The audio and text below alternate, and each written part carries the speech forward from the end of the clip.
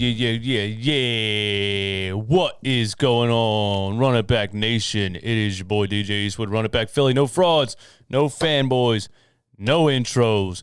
This episode of Run It Back Philly is brought to you by Manscaped.com. Use the promo code NOINTRO for 20% off and free shipping. Get the Lawnmower 4.0. Where did I put it? The Lawnmower 4.0 right here. Skin-safe technology. You can attack all of the most sensitive parts of your being with no fear with the Lawnmower 4.0. Best razor I've ever used. Got a light on it. It's very quiet. It's fantastic. I use it all the time. I'm not just saying that. I literally had to go get it because I was using it this morning. Too much info? I don't care. Go to manscaped.com. Use the promo code NOINTRO for 20% off and free shipping. Clean yourself up, man. The Philadelphia 76ers lose to the Phoenix Suns, 114-104. Oh, by the way, join the Discord. The link is in the description. Put yourself in the call waiting room if you want to call the show in a couple of minutes, and we'll have the conversation. So join the Discord. Link is in the description. Put yourself in the call waiting room and hit the like button on the stream, please. Thank you, Killian, in the chat for reminding me to say that. So, look, man, the Sixers play the Phoenix Suns, all right? Battle of the number one seeds. First thing I want to say is, for the Philadelphia 76ers, after this roller coaster of a basketball season, to be the number one seed in the East at this point is nothing short of amazing. Nothing short of amazing. I know we overanalyze games every day. Every day, every game, we overanalyze it. We dig deep. We get into the fine details. We say what we like, what we don't like, what went wrong, what needs to be fixed. The Philadelphia 76ers, after this roller coaster of a season, after a fraud of a human being who I've been calling a fraud for years, quit on the team, refused to play, put us through all this stuff. Joel Embiid stepped up in the face of adversity, led this team, carried this team on his back. We make the James Harden trade. Some people, after certain games are feeling a certain way about it. But for this team to be the number one seed in the East is unbelievable. Honestly, when you really take into account everything that we went through this season, it's unbelievable. And that should be the main argument for Joel Embiid to win MVP this season, because his team is number one in the East after everything he went through. Joel Embiid's the MVP. I didn't do a post-game Friday, and that's because the game was at 10:30. I actually tried to do it, but I was out to dinner and I had a couple drinks, came home, thought that I would be able to make it, and I fell asleep at halftime. So that's what happened on Friday. Woke up at 3:30 in the morning, wondering what the hell just happened. So there was no post-game Friday. I apologize for that. But here we are on Sunday. I've been wanting to comment on Tyronn Lue's comments about Joel Embiid and James Harden before I get started talking about this game that we just watched, because Ty Lue said one of the absolute dumbest things I could ever imagine an NBA coach saying out loud. Like my guy, Tyler, who I work with, shout out to you if you're in here watching this. If not, shout out to you anyway. He tells me this quote from Tyronn Lue. He says, yo, come here, man. You got to hear what Tyronn Lue said about Joel Embiid and James Harden. I'm like, what did he say? He says, Tyronn Lue said, if you take away the free throws from James Harden and Joel Embiid, neither of them would be in the top 10 in scoring in the NBA. And I immediately thought it was a fake quote from Ballsack Sports. I was like, bro, that's fake. That's fake. There's no way he said that. That's fake. He didn't say that. That's probably Ballsack Sports, bro. It was real. He said, if you take away their free throws, they wouldn't be top 10 in the league in scoring. I don't want to spend too much time on this. I just want to tell you how that's the dumbest thing I've ever heard an NBA coach say. Joel Embiid and James Harden get fouled because you can't stop them from scoring. If you take away their free throws, that means you took away players fouling them on their way to the rim, which means they scored 2 on the drive, which means they still got 2 points, which means they scored just as many points as they did with the free throw. Like, what are you talking about here? Take away their free throws. That means you took away the foul. That means they probably finished at the rim. Am I wrong here? What? How would they have scored? That's all I want to say. I can't believe that guy said that. I really can't. With that being said, Tyronn Lue is a better coach than Doc Rivers. Okay, so the Sixers lose to the Suns 114-104. I thought we put up a fight against the best team in the NBA. Look, I'm not, I know you guys want the negative, the Negadelphian run it back Philly. You want me to be up here red in the face and screaming. Here's the issue with my past persona on YouTube and what a lot of people enjoyed about that. I was yelling and screaming every day on YouTube because of the Ben Simmons situation and watching Ben Simmons play on this basketball team. That's gone. We're number 1 in the East. We're going down to the wire-ish with the best team in basketball. I'm sorry, you're not going to get the red in the face screaming DJ Eastwood on these post-game lives, at least right now. You're just not going to get that. It's not inside me at this point. I'm so happy that situation is over, and I'm so happy we're moving forward. Oh, or the 4 seed, whatever. 1 seed, now we're back to the 4 seed. You know what I'm talking about. That situation is over, and I feel good about this basketball team moving forward. And we just put up a damn good fight against the best team in the NBA. The Phoenix Suns are deeper than us. They have more athletes than us. They rebound way better than us. They play better team defense than us. They are better coached than us. So the fact that we're even in the conversation against that team who are 61-14,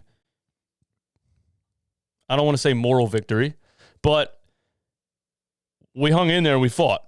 We fell flat because of most of the same reasons we fall flat all the time in these big games against big teams coming down the stretch. We fall flat because we get out hustled in the fourth quarter. We go stale in the fourth quarter. I do notice, and a lot of other people comment all the time too, that we stop running plays in the second half. We stop.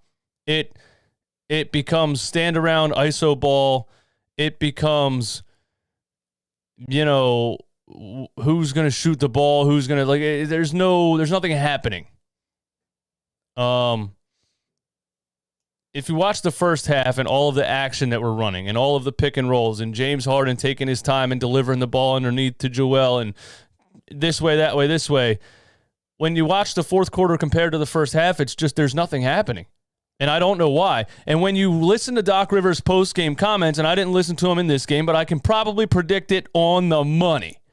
Doc Rivers comments on a basketball game the way that a fan would comment on a basketball game that they're not in control of. Like, he says things like this. This is what he says. He says, we fell flat in the fourth quarter.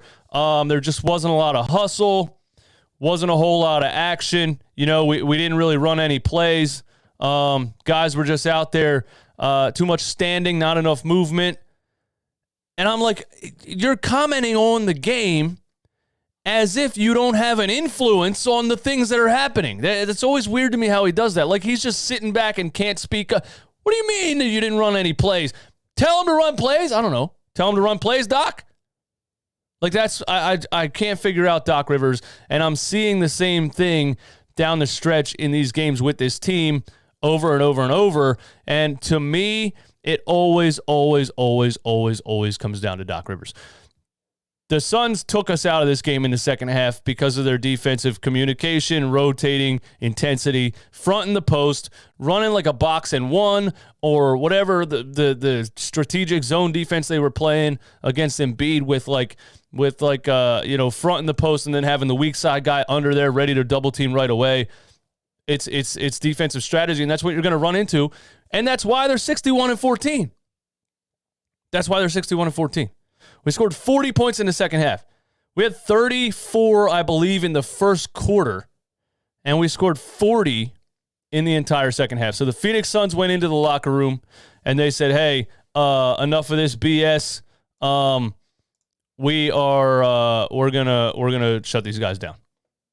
We're gonna start playing defense, and we're gonna shut these guys down. Enough of this BS. So to me, that's what happened. And we didn't have much of an answer for it. People are mad at James Harden right now. I understand that. I do understand that. I understand why people are mad. People thought James Harden was going to come in here in a Sixers uniform and drop 60-point triple-doubles and put the team on his back and lead us to victory. I still can't make an assessment on, what version of James Harden we have right now. Yesterday or Friday against the Clippers, the guy has 25 and 15 at halftime.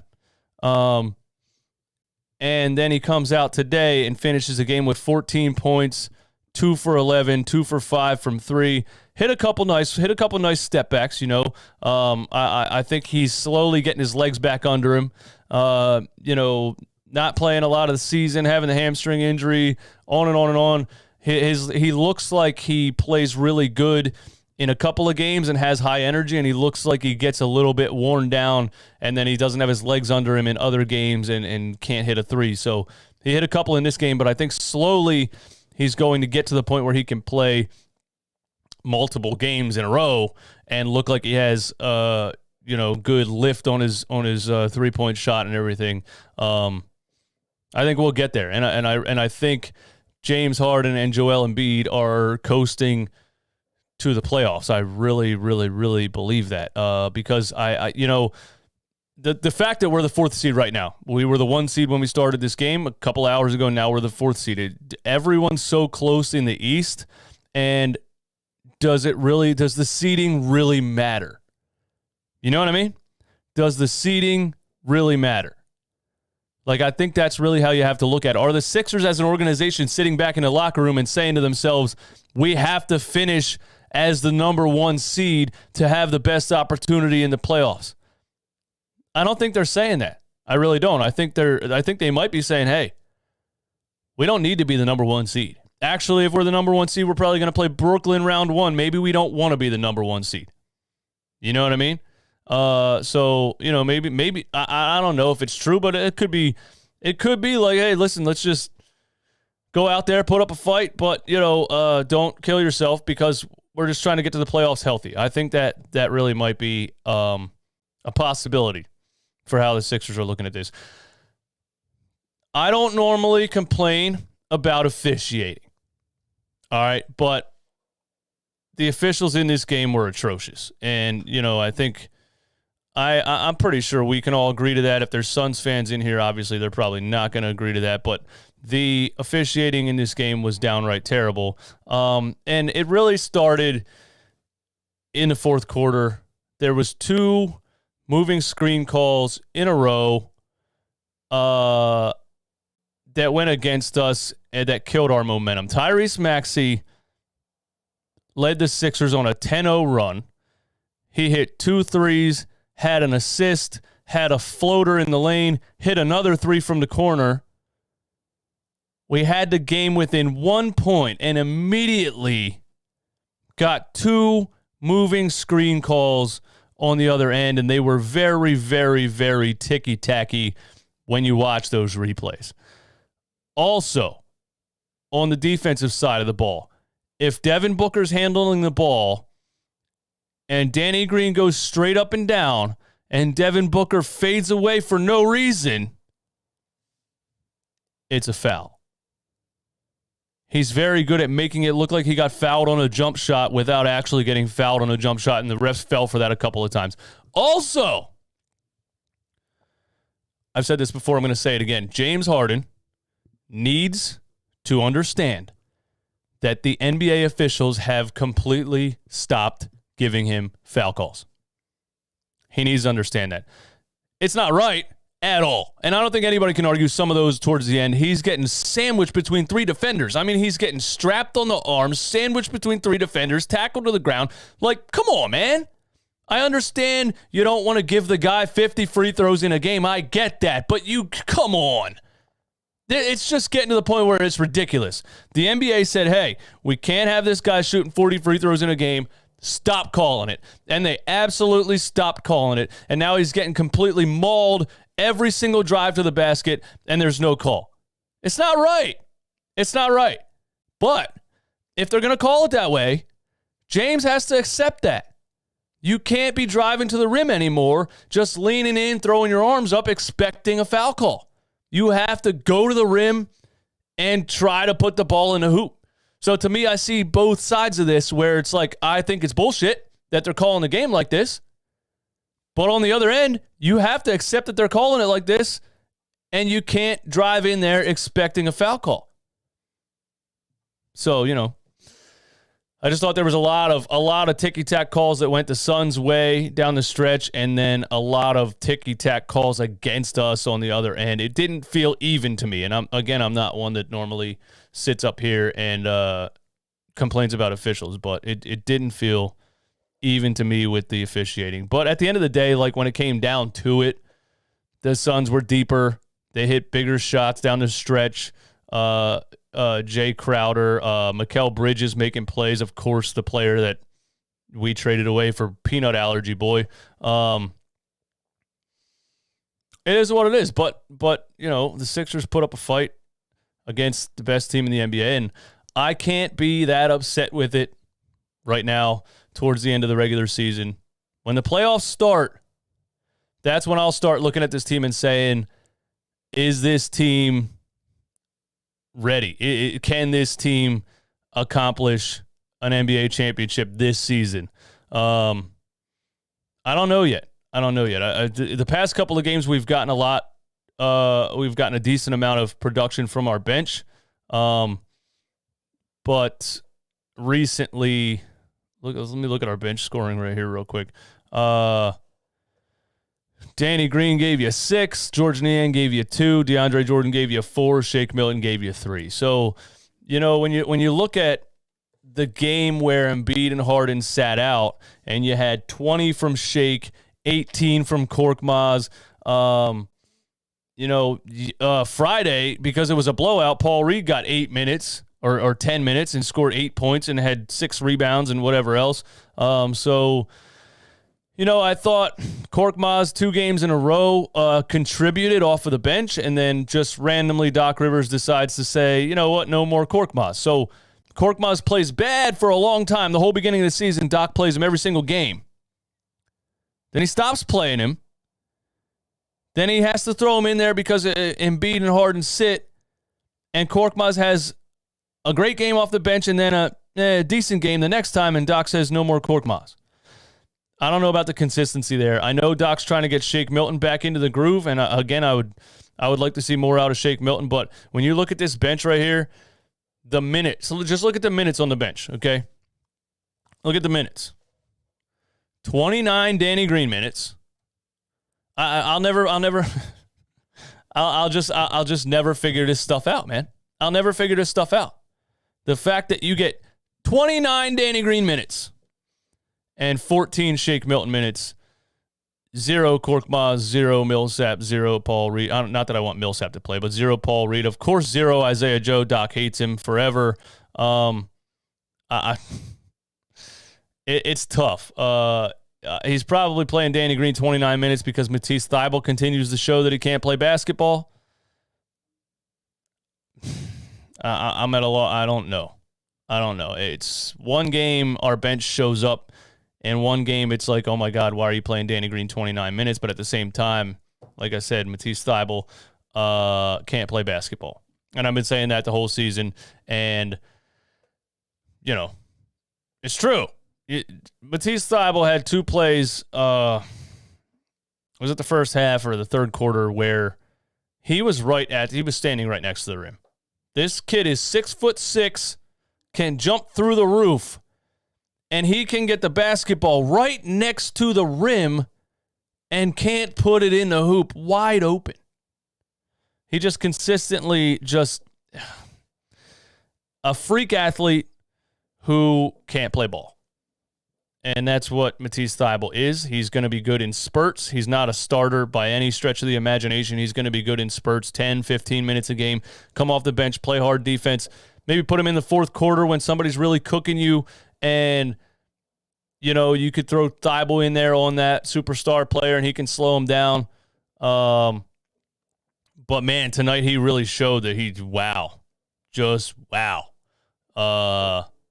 16 minutes. 0 for 1 from the field, 3 points, a block, no steals, couple of free throws, a bad foul on Devin Booker on a 3. It always irritates me when he fouls somebody on a 3 because why are you jumping, man? Stop jumping. Stop it. Tyrese Maxey led us back in the fourth quarter on that 10-0 run, like I said, and then completely stopped. We stopped going to him, or he fell off again. I don't know. He's been kind of struggling recently. He had this the first 3 quarters of this game. He was definitely kind of a no-show, and then he showed up in the fourth quarter, gave us that little run. I thought Tobias Harris is making me feel bipolar. I'll say that. Tobias Harris is making me feel bipolar because the first quarter, the first half, he's finding his rhythm. He looks like he's finding his spot on this team, trying to fit between Joel Embiid and James Harden. He looks like he's getting more comfortable. He looks like his decision-making is quicker. And then he completely disappears.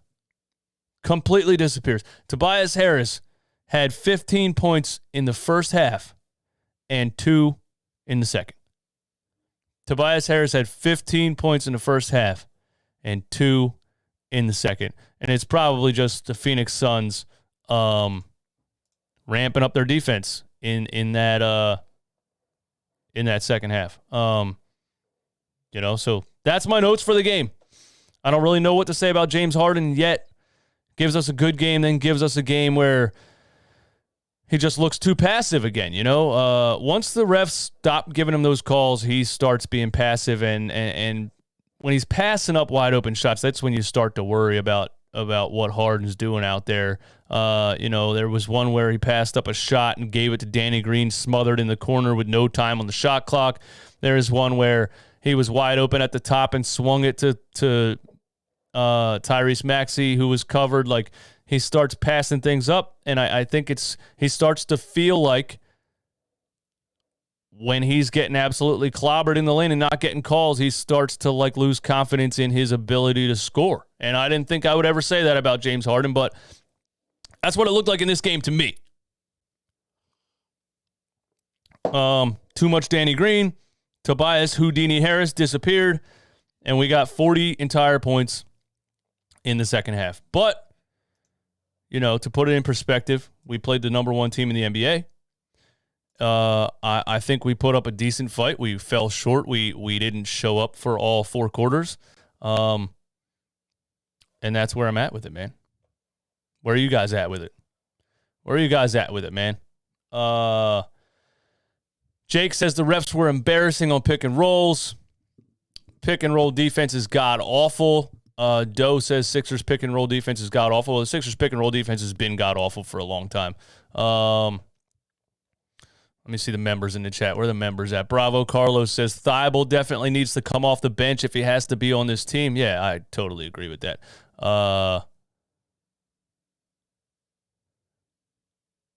Did I miss any? I don't know. Let me go ahead and jump into the Discord. We got 2 people in the call waiting room. My guy. I got to put myself in there. Let me remember to do that. Shane in the Discord. Shane, what's going on? Shane, you there in the Discord? Man, your mic is muted in the Discord, Shane. Shane, you put yourself in there and fall asleep, man? All right, we'll come back to Shane. A little later. Rasan G in the Discord. Yo. What's going on, man? Yeah, man. Appreciate you having me on. I'm so glad that you talked about the fouls and just the ticky-tack calls from the refs. I mean, they got to stop, man. I get people want Harden to be more aggressive and all of this and whatnot, but it's certain calls, I'm like, man, are you serious? Honestly, some of these calls are so crazy that if I'm the other team, I'm telling them, whenever James drives, just foul him as hard as you can because looks like that's what they're doing. Giving you leeway. Yep. You know what I'm saying? Like, people want him to play through it. Some of these calls are literally not even playable through. Like, I'm like, there's certain times where he's going through the lane and they're pulling down his whole forearm. He can't even get a shot up. How do you play through that? Somebody please tell me, how can you play through that? Now, the ones when you're saying, Harden needs to shoot more, I agree with you. Like, when he passes up open shots, but I genuinely feel like other teams take away his driving game because of what the refs do. Like, if the refs were to call a consistent game, I feel like it would go better for everybody. I'm so glad you noticed that soon as we went down one, they called two ticky-tack moving screens. Yeah. That they called two moving screens, but it's like the logic is so off. So you can call two moving screens that you could have easily let go, but then Harden is getting mauled and you act like you can't see it, or a ball goes out of bounds off of Ayton's leg and they don't review. Like, it's just so much wrong with the refs in this game. Like, the league needs to address this. But honestly, about our play, I'm not concerned. We played a pretty good game until the refs, in my opinion, kind of helped the Suns back into it by not calling the fairest game. I do think that we're ready for the playoffs. I've seen enough. When I watched the game, the first three quarters before, the fouls start getting crazy, we were in it. We were in a good game. I feel like in a series, we can put up a fight against really any team. So I'm not overreacting, but the refs have to be better. And that's really all I wanted to say. I agree, Rasan, man. Hey, thank you, bro. I appreciate it. Yeah, thanks. Yeah, I agree. And look, I don't know if – I'm not going to sit here and say, these games are fixed or the NBA is rigged and the refs want – because people say that any which way when it comes to the basketball team or their football team or whoever. There's like people will post in the Facebook groups all the time. It's clear as day that the officials want the Phoenix Suns. When did the Phoenix Suns become the team that the NBA wants to be the NBA champions? You know what I mean? But I do think officials get caught up in emotions in a basketball game, and they not just did they make mistakes in this game, but they kind of make petty calls at some points. Like if they miss a call and a player yells in their face or disrespects them, then you can tell they come back down the other end and they make that makeup call or whatever else. And like that starts to become clear to me, and that really starts to piss me off, because all we want is you to call the game fair. And when one guy's getting tackled on one end and the other guy's just fading away for no reason, and you're just calling fouls. And then the moving screens is really where it starts to bother me, because it's very easy to control a basketball game when you're calling things that you can choose to call. Like there's a lot of those plays, tons of those plays that are not called in a basketball game unless it's an egregious moving screen. So if you were to try to change the momentum of a basketball game as an official, you can literally come down the court anytime you want and call a moving screen. And Chris Paul and DeAndre Ayton run pick and rolls the whole game. Was there a single moving screen called on the Phoenix Suns side of the ball? Those two moving screens that they called really bother me, because when you watch the replay, there's hardly any contact whatsoever. So I just don't understand why an official in a high intensity game in the middle of momentum would want to call, I'm going to come down here and really watch for a moving screen. Like, why would you want to do that? It's not the objective of this game to provide the most entertainment to the viewer. That's where I'm at with that. But thanks for Zanji for the call. Hey, Dom213 with the $10 super chat, man. MVP of the show. Thank you, Dom213, for the super chat. Says, we're going to need IPAs on tap for the playoffs. Hey, man, I got my Trogs chocolate stout on deck. I don't know, man. I've been off the IPAs for a minute. I've been on the dark beers for a while, man. I don't know. Mr. Rudy Poo with the $5 donation. Thank you for supporting the channel as always. DJ, have you noticed former Sixers coaches dominating the league? Wish we had Monty. I have noticed that. I have. Former Brett Brown assistants dominating the league, and that's sad for us that that we held on to him and let some of his assistants walk. And then they go on to do things like this. So, I don't know. I don't know what to think about the coaching situation, but we'll try Shane in the Discord one more time. Shane, you there? All right. I don't know what's up with Shane. My man, VR Heem in the Discord. Yo, what's going on, DJ? What's up, man? Nothing much. I just wanted to talk a little bit about this game. Overall, I thought we played pretty well, but my main problems with this game, just going into the playoffs, is that we are so stagnant sometimes. We just get so we just get caught ball watching. There was a couple plays, I think in the third, where it was James Harden and Embiid on one side of the court, and literally, if you look at the other side of the court, everyone else is just standing and watching. Yep. And they're over there. James Harden got trapped, and he's trying to pass the ball or try to get something going, and literally nobody's doing anything. Maxey is just standing there. Tobias was just standing there, and we just don't do anything. And I don't know how much that is to. And trust me, I love blaming stuff on Doc, but I don't know how much that is to blame on Doc or just the players just not thinking. I literally don't know that. I don't understand it sometimes. Yeah, I don't know. I think do you see players bring the ball up? Yeah, I don't know. NBA players are different. In high school and college, a lot of times you'll see a player bring the ball up and call a play out with his hands, literally what the coach told him just to do. In the NBA, is it more yo, you guys go run the plays that you want to run? I don't know. And I feel like that's one of the problems we're kind of having. This is just what I think with the coaching staff, is that they don't know when to let the players just kind of have the game and play, and when to start calling actual plays.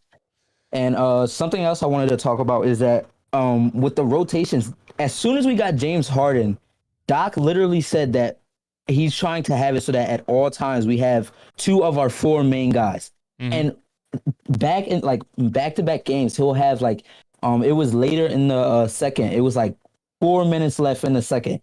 And literally the only starter he had out was Maxey. And it was literally Maxey, DeAndre Jordan, I think it was Danny Green, might have been Shake Milton, and George Niang. And I'm looking at the floor, and I'm and they have I think Devin Booker was on the floor, and they had DeAndre Ayton.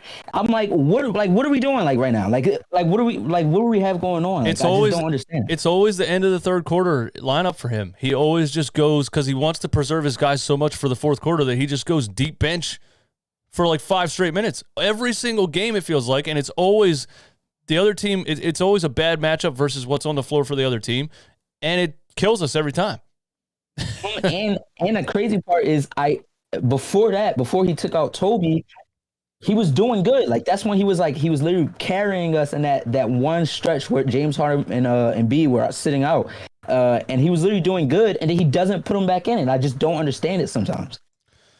Yeah, I don't understand it either, man. I guess we're gonna find out what Doc has when these playoffs come around. And one more positive thing before I get out of here is, honestly, I thought overall we played this game pretty well, and if we made a couple more, if we had 5% more of our shots go in, we could honestly probably have won this game, because a lot of our shots they were good looks, they just weren't going in, or they would just have a stupid call like that. I was so mad. Shake Milton made a nice three, but it got called for, I think, a moving screen on DeAndre. Yep. And I was just damn. Yeah, it's little things like that, and it's a make or miss game. And the game that we won against Miami without Embiid or Harden, we were making a lot of shots. So you make a couple more shots and they miss a couple shots, different game. So I agree, man. Thanks for calling as always, bro. No problem. Appreciate it. Yep, later. Shane Butler in the Discord. You ready, Shane? All right, we still don't have Shane. Kilowatt. Am I saying your name right? Kilowatt in the Discord. Going once. Going twice. Got you, dude. Kilowatt, what's up? Thanks for being here, man. Appreciate you. Am I saying your name? Am I saying your username right? Yeah, Kilowatt. Oh, all right, Kilowatt. What's up, man? From YouTube. Not too much, man. The 3 points I had was Doc Rivers. He one of the things that Danny Green had said about him on his pod was the fact that he runs a lot of plays on his clipboard, and the players literally lose total distraction of what's actually being drawn for them. Like they'll get into the play, go to inbound the ball, and they're like, "What are we running again?" And that's where they end up just being flat. They come out great in the first half because they're running a lot of motion and everything else, but the pick and roll seems to be that steady thing that they go to. If they're not running that, everything falls off. Did Danny Green say that on his podcast? Sorry, pardon me? Danny Green talked about the coach's plays on his podcast? He mentioned when he left the team, the way with being with Doc Rivers as having him as a coach is the observation that he draws a lot of plays for them, and then when they get to the floor, they forget what motion they're running, what they're even doing. That sounds like an issue. Exactly. And that's why they end up running this 5-out. Everybody's watching the ball, waiting for James Harden to create for them. Right? Because if James Harden's not creating for them, they're not moving. Yeah, I agree, man. I'm also annoyed that Danny Green talks on his podcast about the team. Like, I don't know. It is what it is with him. He also said on his podcast that he could see the Boston Celtics coming out of the East. Like, what? No. You're on the Sixers, bro, and you're sitting like, you know what I mean? He acts like he's an ESPN analyst who's retired. Like, the guy just doesn't make sense to me. I can't stand him. But anyway, continue. Yeah, he needs to get his head right. Embiid's foot. Say that again? Right, Embiid's foot. Oh, yeah. When he injured his mess up his foot. Yeah. Maxey got absolutely annihilated. 2 guys on him. He got mauled. Embiid grabbed the board, and that's when he messed up his foot. Yes, fully agree. The reffing needs to be questioned. It needs to be looked at. The coach needs to talk to the league and say, hey, appeal this, look at this game. You guys are really protecting. Like, Book, he's the golden boy of the whole league, right? You can't touch Book. Yep, the last minute in the third quarter, when he had that little touch foul and he went down, that was like they took the breath right out of the game for those guys. Right? Yeah. They came back 2 more times, 4 minutes left, I think, in the fourth quarter. And it was a nice move on their part because they closed the gap again. But again, another touch fell on Book, and it took the breath. They went up by 8, and it was done after that. Yeah, that's what's frustrating to me. Like, I like to see a game, if the Phoenix Suns are a better team, I'm not going to say they're not, but it's just frustrating and annoying for me to watch a game be decided. Big moments of a game be decided by a whistle. You just sucks. I fully, as a coach myself, I fully agree. All I'm getting at as a coach, again, myself, edifying that nothing replaces a player that may get fouled on a play. Hear you? He still gets back on D and he hustles back and he checks that player, right? Because the next time that he gets maybe a steal or gets a play, he's heading to the basket. The refs are going to be watching this guy more favorably for that call. And those are the times where you're going to get transition. The ball has synergy and you pass the ball around on the horn and hits the 3, whatever. That's where the synergy gets created. So, yeah, nothing replaces D, man. Thank you so much for setting the Discord and everything you've done for us, man. Appreciate you. Yeah, man. Hey, thanks for calling in, bro. Appreciate it. Yeah, and like speaking of getting foul calls and not getting back on defense, James Harden is another thing that he has to stop doing. You have to accept this is the way the refs are calling it. I'm not saying it's right. You have to accept this is the way they're calling it. You can't be standing back there yelling at the damn referee while the opposing team is running a fast break and you're not even attempting to cross half court. It makes me a little bit nervous because watching James Harden his whole career, he has mastered. I'm not calling him a free throw merchant or baiting fouls or anything like that. He has mastered getting defenders to foul him. And now that the NBA said we're just not calling it anymore, it makes me a little bit nervous because sometimes he looks like, especially at this point in his career, that outside of getting that foul call driving to the rim, He doesn't have anything else to offer sometimes. I know that sounds like an overreaction to some people, but it makes me a little bit nervous. You know what I mean? I just want to see him accept the fact that they're calling it this way and adjust. You know? Adjust. Add a mid-range to your game. I know you can shoot. Add a mid-range to your game.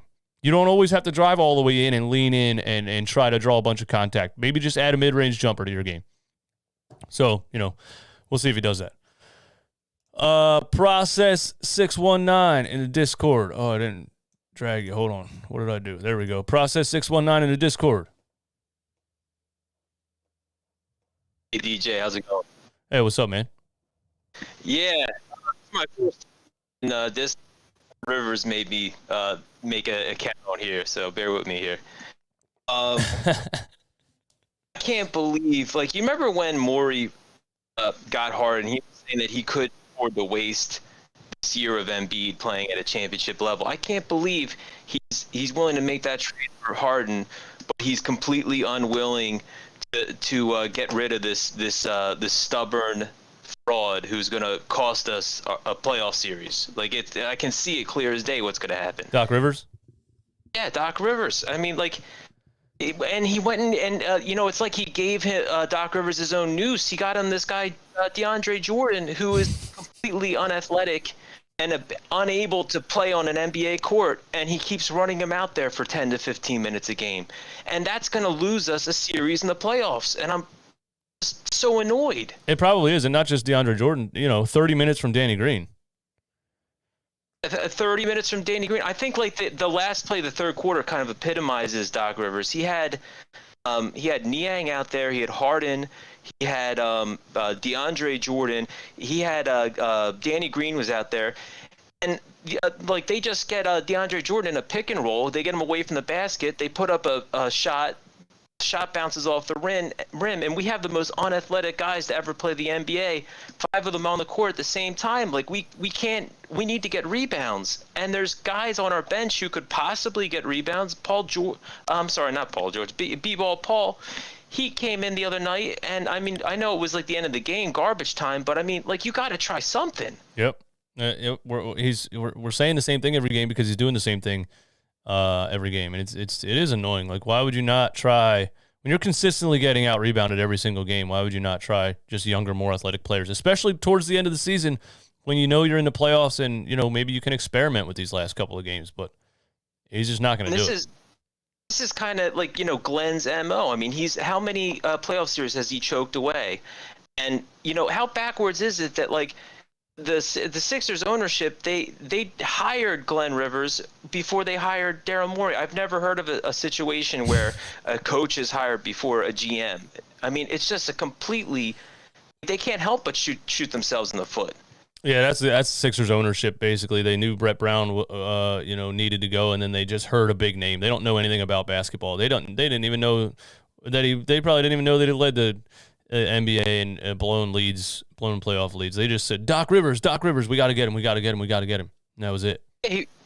Exactly. He's just a name. But I mean, it's just it's almost like you're on the Titanic and you can see the iceberg, approaching, and there's nothing you can do. Glenn Rivers is going to take the ship, and it's not even going to scrape the side of the iceberg. He's going to ram us right in the middle of the thing, Yeah, I mean it's a good prediction that Doc Rivers is going to be the downfall in the playoffs, but I don't think Daryl Morey cares that much because I think Daryl Morey knows that this team isn't his complete project yet. I think he knows he needs another offseason to really make this a powerhouse that he wants to make it with, moving some contracts, cough, Tobias Harris, and, adding more veteran bench players or just better bench players in general. So I think he's we'll let this team go. If they're losing the first round, we can fire Doc. You know what I mean? I get what you're saying. I mean, I understand, he's got a plan and a process here. But the situation is Joel Embiid is a guy that you don't know if you're going to get these many games from him again in his career. And I mean, this guy, it just seems like we're wasting it just because we have, because we have some kind of blind loyalty to a dude who has blind loyalty to DeAndre Jordan, and he's going to ruin our playoff chances. I agree. And in a perfect world, I wish they would fire Doc Rivers right now. But that's just not realistic to really expect something to change at this point in the season. So it's just not going to happen. Do you think that he brought in a guy like DeAndre Jordan, like basically just gave Doc Rivers his own rope, was like, here you go, you want this stiff, like, maybe don't come crying to me at the end of the season. Maybe he might have. Well, I don't know, man. That's what I got. It's just wild. You just made me think of Charles Bassey again. It's just wild that you have athletes, young athletes like that are getting absolutely 0 minutes on a team that has 0 backup centers.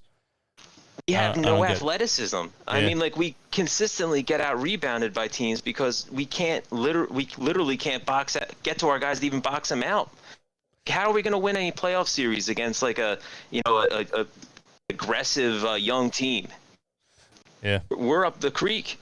Well, we'll see, man. I appreciate the call, bro. Thank you. All right, well, thank you. Yeah, man. Later. He's not wrong about it. I just I'm having trouble being negative, man. I don't know what it is. Like I said, I think the Ben Simmons situation ending and this team having new life and possibilities for the future just makes me happy. And the fact that, we battled the best team in the NBA and it came down to a couple of questionable calls, a couple of made shots versus our couple of missed shots. Like, I'm just very laid back right now watching this team. And there's things that I'm obviously like a little bit worried about or nervous about, or, if James Harden is on the downside of his career, what do we do next year? Do we re-sign him? I don't know. Like, there's a lot of questions, but I'm just at the point where it's like, if that happens, it happens. If they lose in the first round, Doc Rivers gets fired. If James isn't the answer to everything, maybe you don't even sign him to that 2-year extension or whatever it is that he agreed to, man. Green Blaze Fly Eagle, man, thanks for supporting the channel. I appreciate that. Says we need Bradley Beal in the offseason. There you go again. Like, there you go. You know what I mean? Like, if James Harden gives you 11-point games in the playoffs and you lose, maybe you don't sign him. Maybe you just let him walk, and maybe you sign Bradley Beal in the offseason. Maybe, who knows? I just think that the Ben Simmons situation and the trade and everything just opened up a couple of options for this team in the near future. And I know Joel Embiid's 28, and he doesn't have exactly like 10 years left of dominance.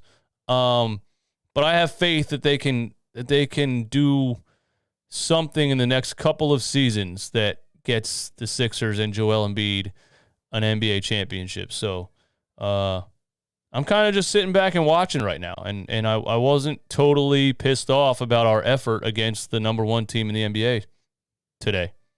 That's where I'm at with it. Jarrett Newsom, channel member in the chat. My main man, what's up? What's up, Jarrett? How you doing, man? Yeah, I don't know what else to say about this game, man. It was, it sucks that we fell flat. We definitely had chances to win this game, but when the playoffs start, man, we'll really see what's up with this team. We'll really see what's going on. So, yeah, Brandon Katz in the chat, man. You're absolutely right. Morey had no choice. He had to dump Ben Simmons. Anybody that's saying we lost the trade, or I can't believe we gave up Seth Curry and Andre Drummond and whatever else, it's like, you had to do it. You had to. Ben Simmons forced your hand. And this team is better right now than they even were when Ben Simmons was playing, because Ben Simmons is quite possibly the worst complementary piece to Joel Embiid that could possibly be. Even with James Harden not shooting the ball or losing his confidence when officials aren't giving him calls and things like that, he still has the defense out at the perimeter, which is something BS couldn't do. He's still running a pick and roll from 3 feet outside the three-point line, which is something BS couldn't do. Joel Embiid is a roll man now for the first time in his career because he has an actual point guard. So just what I'm saying is, like, even this sometimes air quotes shell of James Harden is a million times better for Joel Embiid than Ben Simmons. That's where I'm at with that. AZ Cards Phoenix Suns on God with the $5 super chat. You commented this a couple of minutes ago. I guess he was a little bit frustrated that I didn't read it. So he paid $5 to comment this again. And thank you for that $5. You just bought me half of a 6-pack of Trogs chocolate stout. I appreciate you. He says the Suns continue to make these so-called playoff teams bend over and grab their ankles. The whole NBA is frauds except the Suns. They blank slap any team in 7 games. Okay, so, I mean, I don't know what you... To use the term so-called playoff teams, like in the literal sense, doesn't make any sense at all because there's 8 playoff teams in the East and 8 playoff teams in the West. So I don't know how you can be a playoff team and be a so-called playoff team. According to you, the Suns are the only playoff team in the NBA, and they're going to slap any team in 7 games. I was really hoping that was a Suns fan that was going to have some... quality content in the comment section, maybe an unbiased opinion, maybe some kind of insight, but you just kind of gave me a bunch of blabbling nothing. But thank you for the $5, man. I appreciate that. The Suns are a great team. That's what I don't understand about some of the fans that come into my chats, like yelling at me. Like I'm sitting up here talking about how good of a team the Suns are and talking about all of the issues that the Sixers have. And sometimes people will comment on my videos and be like, yeah, Sixers suck. You're a loser. Like, what? Oh, man. Suns Geek, what's up, man? There's a nice, level-headed, unbiased Suns fan in the chat. Phil Evans says, the issue is we need a 3-level scorer. We don't have one to help Embiid. Trade Maxey, Toby for Beal and Kuzma. Oh. I can't believe I just read that out loud. Trade? Nah, bro. Like, first of all, the fact that you're even saying trade Maxey makes me want to slapbox you. Have you ever slapboxed? If you have, would you like me to give you my address? And I will slapbox you for saying trade Maxey at any point. Tyrese Maxey's a 21-year-old budding star. And you want to trade him for Kyle Kuzma. Nah, I'm good, man. You can get Bradley Beal as a free agent, quite possibly. You're not trading Maxey. Nobody's trading Maxey. Like, Maxey's the only reason the Sixers are in some of these games. A lot of these games. Look at the fourth quarter today. We lost by 10 because they went on that run at the very end, but in the grand scheme of things, we went on a 10-0 run behind 21-year-old Tyrese Maxey in the fourth quarter against the best team in the NBA. 21-year-old Tyrese Maxey stepped up once again. Fourth quarter Maxey hit a 3, got an assist, had a floater, hit another 3. He's big time, damn it. He's big time. He really is big time. You got to understand that. The question marks can fly about James Harden at this point in his career, turning 33 with the hamstring, whatever. The question marks can fly about the bench, about Matisse Thybulle, about Doc Rivers, about Danny Green, about DeAndre Jordan. Tyrese Maxey is 21 years old and is big time. That's where I'm at with that. And he won Game 6 for us in the Atlanta series last year in the playoffs, and Doc Rivers, the very next game, went with George Hill over Tyrese Maxey. So, Maxey was big time in the playoffs at 20 years old. We just need to figure out how to feature him on this offense when James Harden's playing the way he was playing today.